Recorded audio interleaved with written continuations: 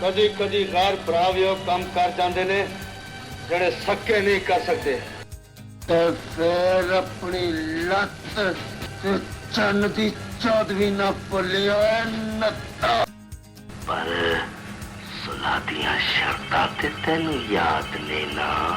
दोस्तों कहते हैं कि अल्लाह जिसे चाहे इज्जत देता है और जिसे चाहे जिल्लत देता है या रसवा कर देता है।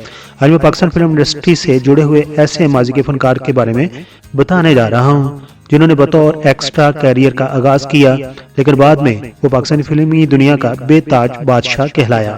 अहमद नदीम कासमी ने एक फसाना लिखा था। फसाना का नाम था गंडासा। अहमद नदीम कासमी के वहमो गुमान में ना होगा कि उनका तहरीर करदा अफसाना गंडासा पाकिस्तानी फिल्मी सन्नत की शनाख्त बन जाएगा। उन्हीं के उस अफसाने पर पाकिस्तान टेलीविजन ने 70 की दहाई में एक ड्रामा भी बनाया जिसमें मरकजी किरदार लेजेंड अदाकार मुनव्वर सईद ने अदा किया था। और फिर उसी अफसाना पर एक फिल्म बनी और हदायतकार हसन अस्करी ने उसे नाम दे दिया वहशी जट का। ये फिल्म ना सिर्फ पंजाबी जुबान की एक रुझान साज फिल्म थी बल्कि उसने फिल्म के हीरो सुल्तान राही को भी एक नया जन्म अदा किया।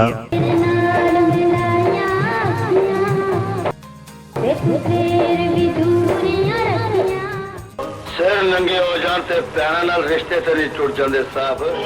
अब आपको तफसील से बताते हैं अदाकार सुल्तान राही के बारे में कि वो कहाँ पैदा हुए और उन्होंने फिल्म इंडस्ट्री को कैसे ज्वाइन किया और फिर उनकी डेथ कैसे हुई।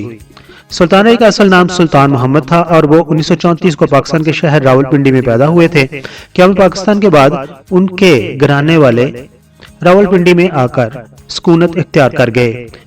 उनका तलक एक मजहबी घराना से था। यही वजह थी कि सुल्तान राही ने बचपन में ही कुरान पाक तफसीर के साथ पढ़ लिया था। सुल्तान राही को छोटी उम्र से ही फिल्में देखने का शौक था और फिल्मों में काम करने का भी शौक था। उसी शौक के हाथों वो रावलपिंडी से लाहौर चले आए और उन्होंने स्टेज ड्रामों में अदाकारी करके अपनी फनी जिंदगी का आगाज किया। सुल्तान राही और अदाकार कवि ने अपने कैरियर का आगाज तकरीबन एक ही वक्त में किया था।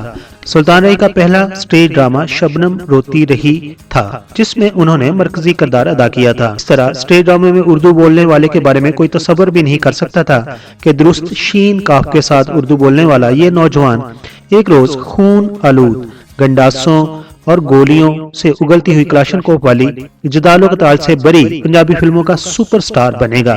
शुरू में उन्हें फिल्मों में एक्स्ट्रा का किरदार मिलना शुरू हुआ। ये वो जमाना था जब फिल्मी सन्नत पर संतोष कुमार, दर्पण, लाला सदीर वगैरह हुक्मरानी कर रहे थे।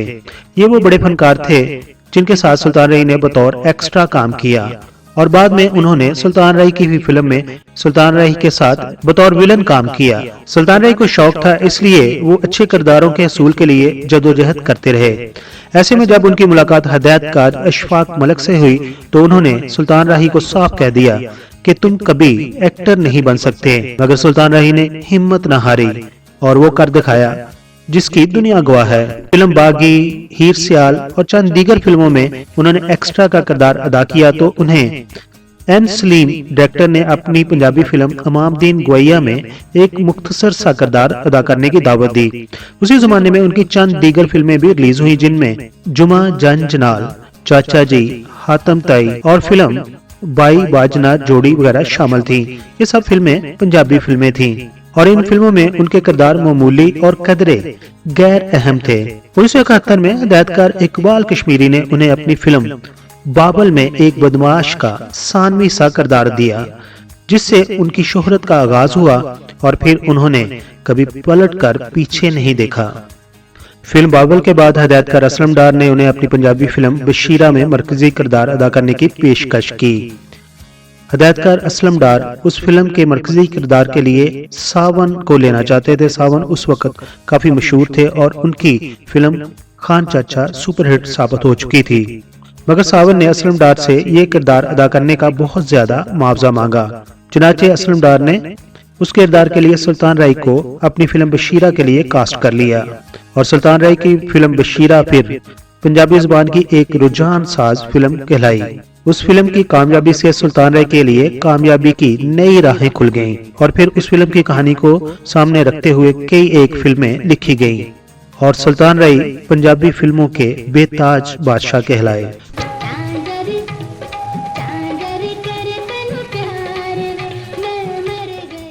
तुम भी ठीक कहनी है मां ते मैं भी ठीक कहना वा। सुल्तान राही की फिल्म बशीरा और बाबल के सुपरहिट होने के बाद 1975 में हसन अस्करी ने अहमद नदीम कासमी के अफसाने गंडासा पर एक फिल्म वैशी जट बनाने का ऐलान किया। उस फिल्म के मरकजी किरदार के लिए उनकी नजर सुल्तान राही पर ही रही। उस फिल्म ने पंजाबी फिल्मों के अंदाज को मुकम्मल तौर पर बदल दिया। वैशी जट से पंजाबी फिल्मों का अंदाज तब्दील हुआ, जिसे गंडासा कल्चर का नाम दिया गया। अब सोशल और रोमानवी फिल्मों की जगह पुरतशद्दुद एक्शन फिल्मों ने ले ली और गुंडे बदमाश हीरो बनाकर पेश किए जाने लगे। ये वो दौर था कि पाकिस्तान में पंजाबी फिल्में बनती थीं, उनके हीरो सुल्तान राही थे, जबकि इंडिया में जो हिंदी या उर्दू फिल्में बनती थी उनके हीरो अमिताभ बच्चन थे। बॉलीवुड और लॉलीवुड में दोनों में एक्शन फिल्मों का रुझान था। 1979 में पाकिस्तानी फिल्मों में एक और इंकलाब आया जब 11 फरवरी 1979 को रिलीज होने वाली फिल्म मौला जट ने बॉक्स ऑफिस पर कामयाबियों के तमाम अगले पिछले रिकॉर्ड तोड़ दिए। उस फिल्म के फिल्मसाज थे सरवर भट्टी और उस फिल्म को डायरेक्ट किया था यूनुस मलिक ने। फिल्म मौला जट की नुमाइश ऐसे जमाने में हुई जब जनरल ज़ियाउल हक का मार्शल लॉ अरूज पर था और जुल्फकार अली भट्टो का मुकदमा अदालत आलिया में चल रहा था। उस फिल्म में सुल्तान राही ने एक नेक सीरत इंसान का रोल निभाया, जबकि मुस्तफा कुरैशी ने एक शैतान सिर्फ शख्स का किरदार अदा किया था।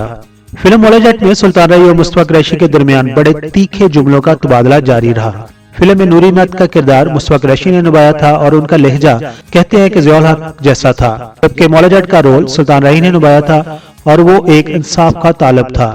लोगों का कहना था कि फिल्म के अंदर नूरी नत का किरदार ज़ियाउल हक का है, जबकि मौला जट का किरदार जुल्फकार अली भट्टो का है।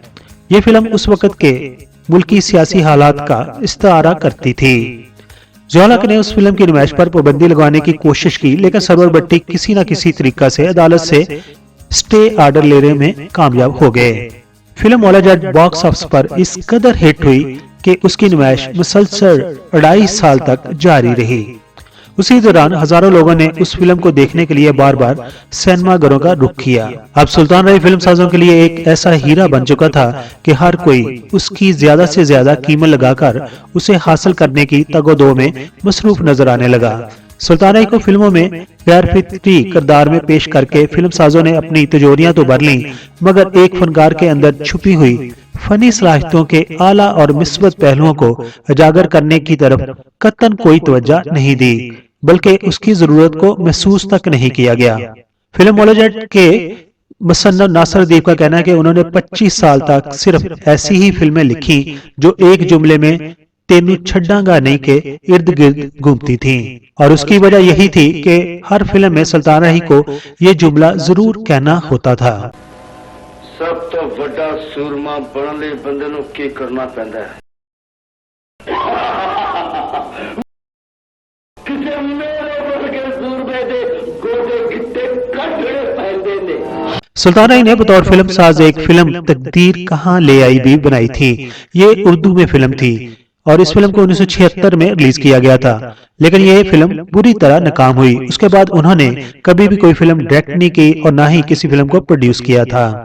सुल्तान राही के बारे में उनके इर्द गिर्द रहने वाले कहते थे कि वो एक फराख दिल और मुखय्यर शख्स थे। बहुत से हुनरमंदों के घरों के चूल्हे उनकी दरिया दली की वजह से जलते थे। उन्होंने एवरवुड स्टूडियो में एक मस्जिद भी बनवाई थी जो अपनी नौइयत की वाहिद मस्जिद थी। सुल्तान राही एक अच्छे कारी भी थे, जैसा कि मैंने पहले बताया था कि उन्होंने बचपन में ही कुरान को हिफ्ज कर लिया था। जब वो कुरान पाक की तिलावत करते थे तो एक समा बन जाता था। सुल्तान राही एक बहुत सादा मिजाज थे। उन्होंने अपने एक इंटरव्यू में कहा था कि वो खाना भी जमीन पर बैठकर खाते हैं और सोते भी जमीन पर हैं, और उन्होंने कहा कि मुझे जमीन से बहुत ज्यादा मोहब्बत है क्योंकि मैंने एक दिन इसी के नीचे जाना है। सुल्तान राही ने मजमूई तौर पर 804 फिल्मों में काम किया, जिसमें 756 फिल्में नुमाइश पजीर हुई। उनमें से 538 फिल्में पंजाबी जुबान में बनी और 157 फिल्में उर्दू जुबान में, जबकि 5 पश्तो और 1 सिंधी फिल्म भी शामिल है। उनकी 50 से ज्यादा फिल्में डबल वर्जन थीं। उनमें से 430 फिल्में ऐसी थीं जिनके टाइटल रोल्स सुल्तान राही ने अदा किए। 804 फिल्मों में काम करने के बावजूद भी उनका किसी अदाकारा के साथ कभी कोई स्कैंडल नहीं बना था, जिसकी पूरी फिल्म इंडस्ट्री गवाह है। अब बात करते हैं कि ये सीधा साधा सा फनकार किस तरह हमसे रूठ गया और किस तरह उसकी जिंदगी का इख्तिताम हुआ। 9 जनवरी 1996 की बात है। सुल्तान राही इस्लामाबाद में अमेरिका का वीजा लगवाने के बाद जीटी रोड से वापस लाहौर आ रहे थे। उनके ड्राइवर हाजी एहसन उनके साथ थे।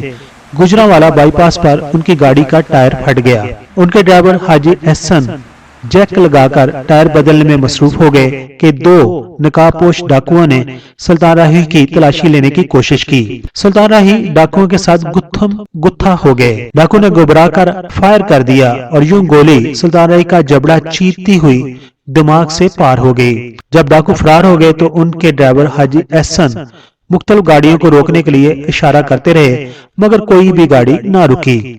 और फिर उनके ड्राइवर हाजी एहसन ने किसी न किसी तरह से करीबी पेट्रोल पंप पर पहुंचकर पुलिस को वक़्आ की इत्तला दी और फिर सुल्तान राही के जस्दे खाकी को डिविजनल हेडक्वार्टर अस्पताल में पहुंचा दिया गया। सुल्तान राही के कत्ल की खबर गुजरांवाला शहर में जंगल की आग की तरह फैल गई और उसके परस्तार जोक दर जोक अस्पताल पहुंचना शुरू हो गए। पोस्टमार्टम के बाद सुल्तान राही की लाश लाहौर मुंतकिल कर दी गई। उनके अहले खाना अमेरिका में थे। उनके आने का इंतजार किया गया और फिर 14 जनवरी 1996 को उन्हें लाहौर में शाह शम्स कादरी के मजार के हाथे में सुपुर्द खाक कर दिया गया। Across the Pakistan and across the world, जहां कहीं भी आप हों और हमारी इस वीडियो को देख रहे हैं तो हमें भी अपना प्यार दीजिए, अपनी मोहब्बत दीजिए, हमारी इस वीडियो को लाइक कर दीजिए, हमारे चैनल को सब्सक्राइब कर दीजिए। अगर आप फेसबुक पर हमें देख रहे हैं तो हमारी इस वीडियो को लाइक कर दीजिए। अपना बहुत सारा ख्याल रखिए। Thank you so much.